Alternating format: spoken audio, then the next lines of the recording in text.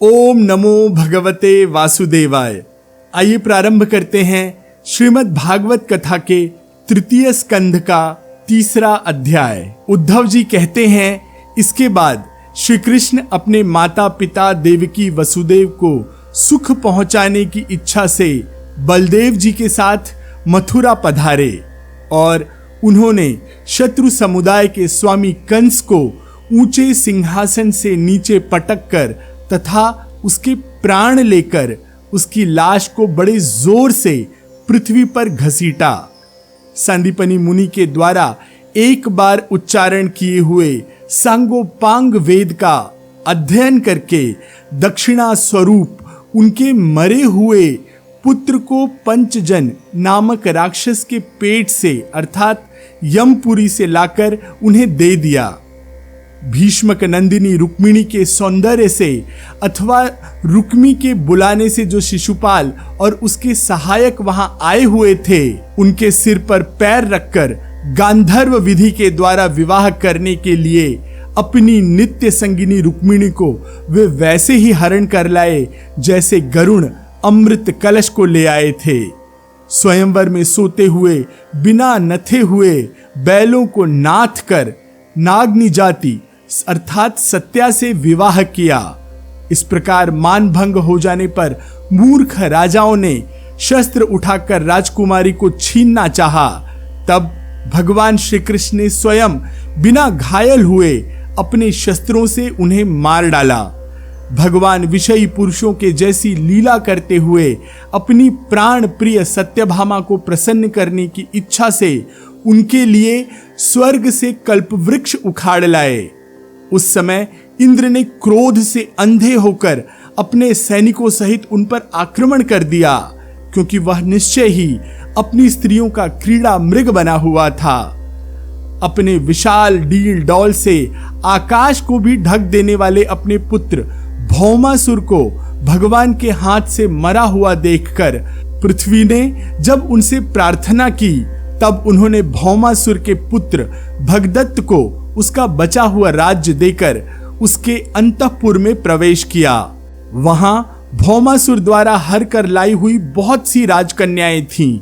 वे दीन बंधु श्री कृष्णचंद्र को देखते ही खड़ी हो गईं और सबसे महान हर्ष, लज्जा एवं प्रेम पूर्ण चितवन से तत्काल ही भगवान को पति रूप में वरण कर लिया। तब भगवान ने अपनी निज शक्ति योग माया से उन ललनाओं के अनुरूप उतने ही रूप धारण कर उन सब का अलग अलग महलों में एक ही मुहूर्त में विधिवत पाणी ग्रहण किया। अपनी लीला का विस्तार करने के लिए उन्होंने उनमें से प्रत्येक के गर्भ से सभी गुणों में अपने ही समान 10-10 पुत्र उत्पन्न किए।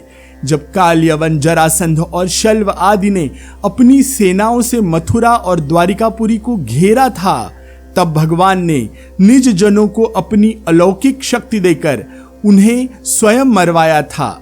शंबर, द्विविद, बाणासुर, मुर, बल्लव, दंत्रवक्त आदि अन्य योद्धाओं में से भी किसी को उन्होंने स्वयं मारा था तो किसी को दूसरों से मरवाया था।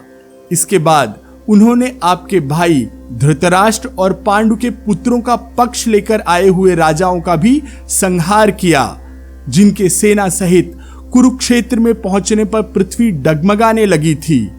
कर्ण, दुशासन, शकुनी को खोटी सलाह से जिसकी आयु और श्री दोनों नष्ट हो चुकी थी तथा भीमसेन की गदा से जिसकी जांघ टूट चुकी थी, उस दुर्योधन को अपने साथियों के सहित पृथ्वी पर पड़ा देखकर भी उन्हें प्रसन्नता न हुई थी। वे सोचने लगे, यदि भीष्म, द्रोण, अर्जुन और भीमसेन के द्वारा 18 अक्षौहिणी सेना का विपुल संहार हो भी गया तो इससे पृथ्वी का कितना भार हल्का हुआ। अभी तो मेरे अंश रूप प्रद्युम्न आदि के बल से बढ़े हुए यादुओं का दुस्साहस बहुत ही ज्यादा बना हुआ है। जब ये मधुपान से मतवाले होकर लाल लाल आंखें करके आपस में लड़ने लगेंगे, तब उससे ही इनका नाश होगा। इसके सिवा और कोई उपाय नहीं है। असल में मेरे संकल्प करने पर ही ये स्वयं ही अंतर्ध्यान हो जाएंगे। यूं सोचकर भगवान ने युधिष्ठिर को अपनी पैतृक राजगद्दी पर बैठाया और अपने सभी सगे संबंधियों को सत्पुरुषों का मार्ग दिखाकर आनंदित किया। उत्तरा के उदर में जो अभिमन्यु ने पुरुवंश का बीज स्थापित किया था, वह भी अश्वत्थामा के ब्रह्मास्त्र से नष्ट हो चुका था, किंतु भगवान ने उसे बचा लिया। उन्होंने धर्मराज युधिष्ठिर से 3 अश्वमेध यज्ञ करवाए और वे भी श्री कृष्ण के अनुगामी होकर अपने छोटे भाइयों की सहायता से पृथ्वी की रक्षा करते हुए आनंद से रहने लगे। विश्वात्मा श्री भगवान ने भी द्वारिकापुरी में रहकर लोक और वेद की मर्यादा का पालन करते हुए सब प्रकार के भोग भोगे, किंतु सांख्य योग की स्थापना करने के लिए उनमें कभी आसक्त नहीं हुए।